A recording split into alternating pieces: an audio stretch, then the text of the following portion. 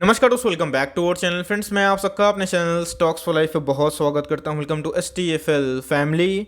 DFL members, आपको पता है कि मैंने एक सीरीज स्टार्ट की थी स्टॉक्स टू बाय नाउ। जी हाँ दोस्तों, जहां जहां मुझे वैल्यू दिखाई पड़ती है वहां वहां दोस्तों मैं इसको कवर करने की कोशिश करता हूं। ऑल्दो मेरी stocks to buy now series daily नहीं आती है, लेकिन हमेशा याद रखिएगा बहुत सारी न्यूज़ भी होती है। सिंगल हैंडली दोस्तों स्टॉक फटाफट कवर करना होता है, साथ ही साथ जहां ब्रेकआउट पॉसिबल है उसको कवर करना होता है और जहां न्यूज़ होता है उसको कवर करना होता है। लेकिन दोस्तों कभी कभी जब मुझे एकदम मार्जिन दिखाई पड़ती है जिस स्टॉक में जहाँ पे आपको फ्रेश बाइंग कर लेनी चाहिए, मैं आपको बताता हूँ। तो जी हाँ, इसी बीच में 7 स्टॉक में हमें वैल्यू दिखाई पड़ रही है जो अपने ऑल टाइम हाई से 15, 20, 22% तक करेक्ट हो चुके हैं।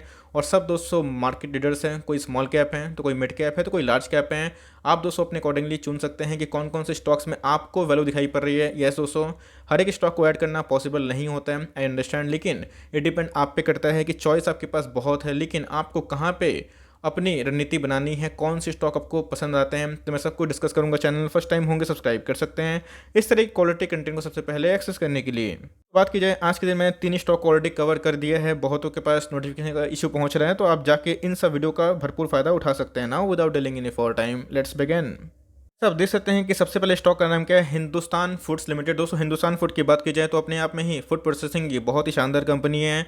दोस्तों स्मॉल कैप से बिलोंग करने वाली कंपनी है। आप देख सकते हैं कि रिस्क इसमें हाई है, लेकिन यस, आप कोई भी स्टॉक को सही MOS पे खरीदते हैं तो भाई आपका रिवॉर्ड भी हाई रहता है। याद रखिएगा दोस्तों, हमेशा कोई स्टॉक 50-100% नहीं गिरता है।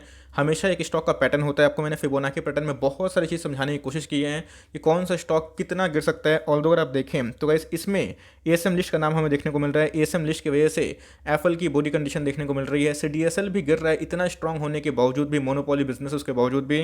तो सेम दोस्तों इसका इंपैक्ट देखने को मिलता है। जहाँ पे ट्रेडर निकलते हैं वहाँ पे भैया इन्वेस्टर घुस जाना चाहिए। तो मेरे हिसाब से गाइस अगर आप देखें तो ये 2600 के ऑलमोस्ट स्टॉक का भाव देखने को मिल रहा है। आपको तकरीबन 700-800 डिस्काउंट मिल रहा है। 1800 के आसपास आज के दिन क्लोजिंग हमें देखने को मिल रही है। और इधर पे अगर आप देखें तो बहुत लोग हमेशा भागते हुए स्टॉक को चेस करते हैं। मैंने क्या बताया, 2 तरह के लोग होते हैं। एक लोग जो हमेशा स्टॉक को चेस करना पसंद करते हैं, ऑल टाइम हाई पे भी ले लेते हैं, और उधर पे अपने असल लिए काम नहीं करते हैं, तो मोमेंटम स्टॉक ट्रेडर या फिर इन्वेस्टर होते हैं। लेकिन जो वैल्यू इन्वेस्टर होते हैं उनको स्टॉक की वैल्यू समझ में आनी चाहिए। तो जी हाँ दोस्तों, हिंदुस्तान फूड की बात की जाए तो स्मॉल कैप की कंपनी तो है, लेकिन अपने आप में ही आने वाले कल में बहुत ग्रोथ है। गाइस मैं इधर पे क्वेश्चन पूछना चाहूँगा कि हिंदुस्तान फूड के कौन कौन से क्लाइंट्स हैं, प्लीज़ कमेंट बॉक्स में ज़रूर आंसर दीजिएगा, तो आपको समझ में आ जाएगा कि ऐसे कंपनी ये फंडामेंटली अच्छी है। लेकिन यस, ASM लिस्ट में आने के बाद इसमें गिरावट देखने को मिल रही है, तो भाई इसी का फ़ायदा लेना है हम लोगों को। और हिंदुस्तान फूड में आप चाहें तो अपनी स्टडी करके, स्मॉल कैप में अगर आपको रिवॉर्ड अच्छी चाहिए तो इस पर स्टडी करके लॉन्ग टर्म का पोजीशन CMP में बना सकते हैं। बिकॉज डाउनसाइड की बात की जाए, मान के चले अगर 10 से 12% है, तो अपसाइड की बात की जाए तो 50% है। तो गैस 1:5 का हमें रिस्क टू रिवॉर्ड देखने को मिल रहा है। कभी भी कोई भी स्टॉक ASM लिस्ट में आता है तो उनके लिए बहुत ही नेगेटिव पॉइंट होती है। लेकिन मैंने क्या बताया कि हमेशा स्टॉक की क्वालिटी को जज करना है। इसके पहले IRCTC या फिर कोई भी कंपनी बहुत गिर चुकी थी, लेकिन उनके बिजनेस फंडामेंटल जिंदा थे। तो कंपनी की बात की जाए तो एच फूड बहुत ही शानदार कंपनी है। और आप देख सकते हैं कि बॉलिंजर बैंड के निचले बैंड पर ट्रेड कर रहा है।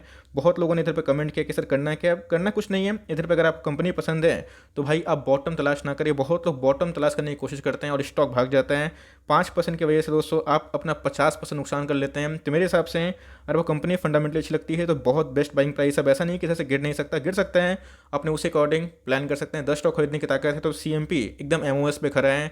आप चाहें तो 5 से 6 स्टॉक खरीद सकते हैं, और रिमेनिंग का कुछ पैसा अगर आपको लगता है कि डाउनसाइड हो सकता है तो वहाँ पे कुछ बचा कर रखें। और कभी भी गिरता है तो एच फूड को चाहे तो स्मॉल कैप कैटेगरी से स्टडी करके इसको जरूर फॉर लॉन्ग टर्म उठा सकते हैं। ये कंपनी दोस्तों कैम्स की बात की जाए, ये भी डेट फ्री कंपनी है। ईयर टू ईयर नंबर बहुत ही शानदार थे। याद रखिएगा दोस्तों, कभी भी कोई भी स्टॉक में किसी को पोजीशन बनाना होता है तो उधर पे गिरावट होती है। इसके पहले आपने देखा कि डॉक्टर लाल पैथलैब को मैंने बहुत बार कवर किया था। नंबर्स आए थे, नंबर्स आने के बाद एक दिन में 12% गिर गया था अपने टॉप से। क्यों?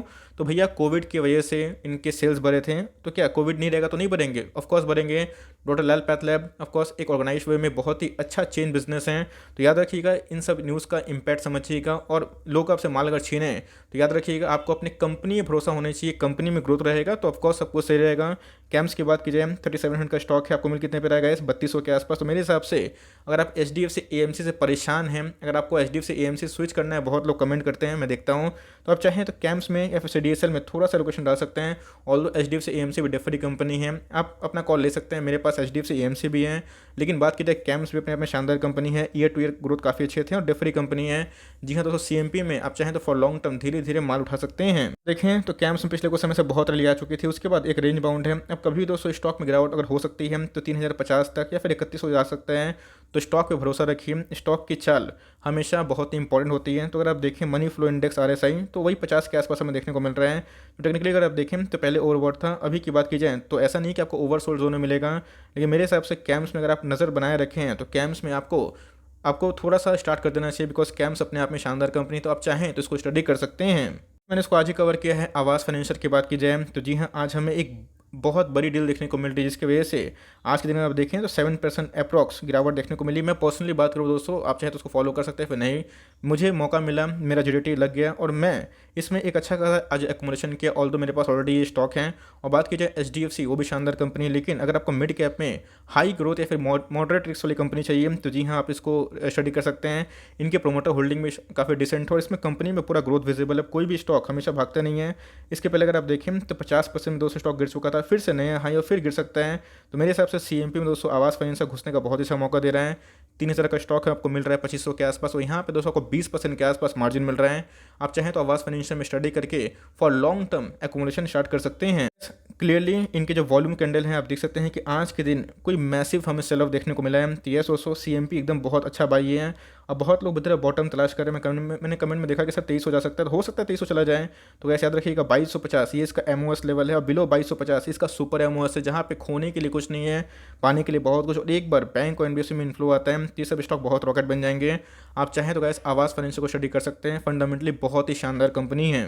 बैंकों की बात की जाए, कोटक महिंद्रा बैंक बहुत ही प्रीमियम भाव पर ट्रेड होता हुआ दिखाई पड़ता है। ऑल्दो अगर आप देखें ICICI बैंक और HDFC बैंक में अभी के टाइम में मार्जिन दिखाई पड़ रहा है, लेकिन कोटक में कुछ ज़्यादा मार्जिन है। आज के दिन की बात की जाए 2% की डाउन साइड है, लेकिन फिर भी आपको दोस्तों 3% डिस्काउंट 300 रुपये डिस्काउंट मिल रहा है। तो मेरे हिसाब से कोटक महिंद्रा आने वाले कल का भी दोस्तों एक सुपर स्टार है, because corporate governance Kotak Mahindra का बहुत ही अच्छा है।